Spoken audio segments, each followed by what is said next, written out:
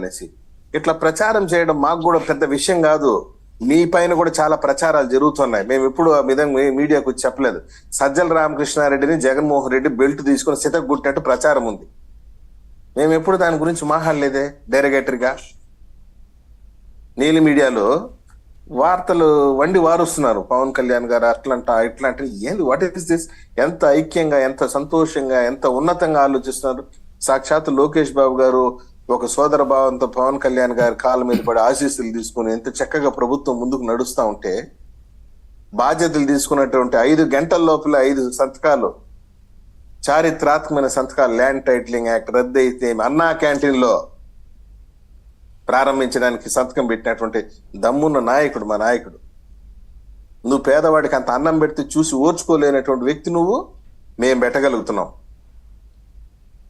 ఏమయ్యా, నీ సలహాదారులకు గుట్టిగా కూర్చొని అన్నం జీతాలు లక్షలు కోట్లు ఇవ్వడానికి నీ దగ్గర డబ్బు ఉంటుంది.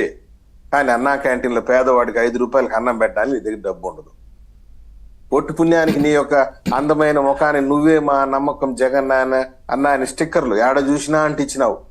ఇండ్లకి, గోడలకి, బాత్రూమ్లకి, సులభ కాంప్లెక్స్లకి ఏడ చూసినా స్టిక్కర్లు, లక్షలాది రూపాయలు ఖర్చు పెట్టి స్టిక్కర్లు అంటించినావు. ఓకే, పేదవాడికి అంత అన్నం పెట్టడానికి నీ దగ్గర డబ్బు ఉండదు.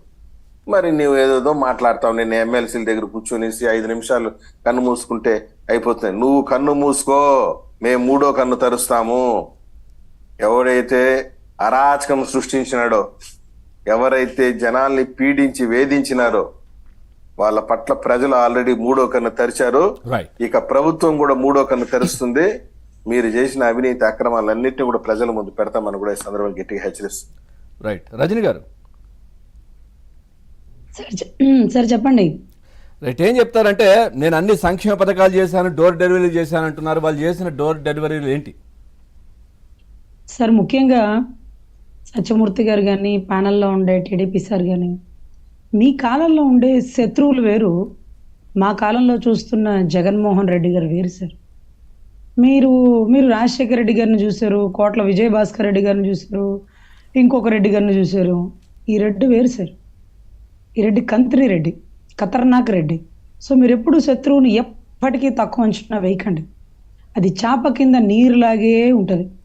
సో నాకైతే ప్రమాణ స్వీకారం నిన్నటి రోజు చంద్రబాబు గారు చేస్తూ పథకాల మీద సంతకాలు పెట్టి ఆయన్ని స్వయంగా సచివాలయంలో కలిసి ఆయన కాళ్ళకి దండం పెట్టి బయటకు వచ్చాక ఇది కాదు గెలుపు, 2029 గెలుపే గెలుపు.